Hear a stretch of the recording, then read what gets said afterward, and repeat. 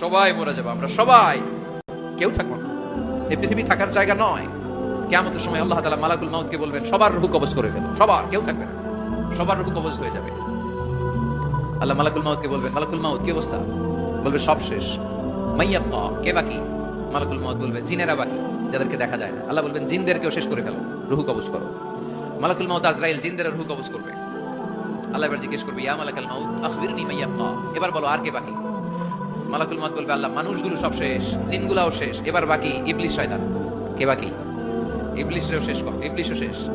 আল্লাহ আবার জিজ্ঞেস করবেন, ইয়া মালাকুল মাউত মাইয়াবকা, আর কে বেঁচে আছে বলো? মালাকুল মাউত বলবে, আল্লাহ আপনার কথা অনুযায়ী পৃথিবীর সব মানুষের রূহ কবজ করলাম, সব জিনদের রূহ কবজ করলাম, ইবলিসের রূহ কবজ করলাম, এখন আছে শুধু ফেরেশতারা। আছে কারা? যাও ফেরেশতাদের রূহ কবজ করো, ফেরেশতাদের রূহ কবজ হয়ে যাবে। এবার আল্লাহ জিজ্ঞেস করবেন, ইয়া মালাকুল মাউত আখবিরনি মাইয়াবকা। মালাকুল মাউত বলবে, আল্লাহ আপনার কথা মতো ধরে ধরে সব শেষ, ফেরেশতাও শেষ, চারজন ছাড়া। কয়জন ছাড়া? জোরে বলেন, কয়জন ছাড়া? ইসরাফিল, জিব্রাইল, মিকাইল, আজরাইল। আল্লাহ এই চারজন আমরা বাকি। আল্লাহ বলবে, যাও ইযহাব ইনসালিক ইলা জিবরিল ওয়াকবাদ রূহা, জিব্রাইলের রূহ কবজ করো। ইযহাব ইলা ইসরাফিল ওয়াকবাদ রূহা, ইসরাফিলের রূহ কবজ করো। ইযহাব ইলা মিকাইল ওয়াকবাদ রূহা, রূহ কবজ করো। ওই তিন ফেরেশতাও শেষ। এবার আল্লাহ তাআলা জিজ্ঞেস করবেন, ইয়া মালাকুল মাউত আখবিরনি মাইয়াবকা, হে মালাকুল মাউত আর কে বাকি আছে বলো? মালাকুল মাউত বলবে, আল্লাহ আপনার কথা মতো মানুষগুলো শেষ, জিনগুলো শেষ, ইবলিস শেষ, আমার বাকি তিন ভাই ইসরাফিল, মিকাইল, জিব্রাইলও শেষ, শুধু আমি, শুধু আমি। আল্লাহ বলবেন, কেউ নাই? মালাকুল মাউত বলবে, না আল্লাহ কেউ নাই। এবার আল্লাহ তাআলা বলবেন, মালাকুল মাউত তুমি তো সবাই রে মারছো, এবার তুমি মরো, এবার তুমি মরো, তুমি মরো। শোনার সাথে সাথে মালাকুল মাউতের কাঁপুনি ছুটে যাবে, খিঁচুনি এসে যাবে ভয়ে। আল্লাহ বলবেন, কাঁপুনি দিয়ে তো লাভ নাই, কারণ কুল্লু নাফসিন যায়িকাতুল।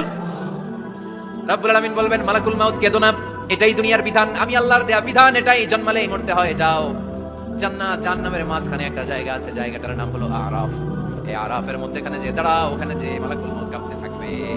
মালাকুল মাউত বলবে, আল্লাহ সৃষ্টি শুরুতে যদি জানতাম, সৃষ্টি শুরুতে যদি জানতাম সবাইকে মৃত্যুদান করার পরে, রূহ কবজ করার পরে আমাকেও মরতে হবে, তাহলে এই কঠিন দায়িত্বের ব্যাপারে আপনার কাছে ক্ষমা চাইতাম।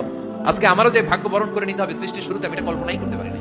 আল্লাহ বলবেন, নো টক, মুত, ইয়া মালাকুল মাউত, মর, মরে যা, মুত, মরে যাও। বলার সাথে সাথে মালাকুল মাউত এক বিকট চিৎকার হাঁকিয়ে মরে যাবে। মালাকুল মাউতের চিৎকারটা সেদিন এত ভয়ঙ্কর হবে, বিষ্ণু ইসা ইসলাম বলেন, ওই চিৎকারের আওয়াজ যদি পৃথিবীর মানুষেরা কান দিয়ে শুনতে পেত, তাহলে কিয়ামত সংঘটিত হওয়ার জন্য আলাদা করে ইসরাফিলের সিঙ্গার প্রয়োজন হতো না। ওই চিৎকারের আওয়াজে প্রতিটা মানুষ কানের পর্দা ফেটে ওই জায়গায় লাশ হয়ে পড়ে যেত। এবার ডানে বায়ে সামনে পেছনে উপরে নিচে কেউ নাই, একজন ছাড়া। জোরে বলতে হবে, তিনি কে?